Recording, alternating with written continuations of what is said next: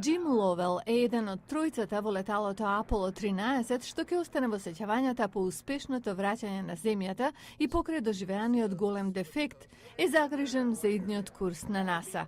Тој заедно со Нил Армстронг, човекот што прв стапна на месечината, и Јуџин Сирнан, последниот кој бил на неа, неодамна испратија писмо до Обама во врска со предлог буџетот за НАСА.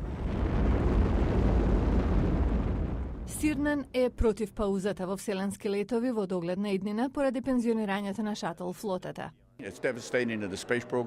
Штетно во вселенската програма доколку Конгресот даде зелено светло. Не погледнаа доволно далеку во иднината. Нема визија, нема цел, нема предизвик.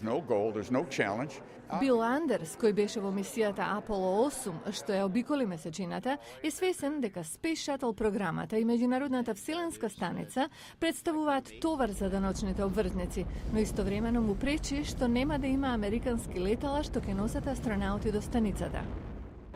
Искрено, засрамен сум што откако американците стигнаа пред русите на месечината, сега мора да молиме за превоз за да се враќаме на земјата. До крајот на годината се планирани уште 3 Space Shuttle мисии.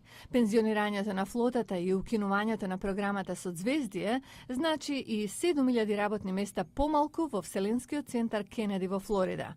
И покрај скратувањата, председателот Обама подвлекува дека буџетот на НАСА ќе се зголеми за $6 милиарди во наредните 5 години во правец на соработка со индустријата на нови технологии за побезбедни вселенски летови.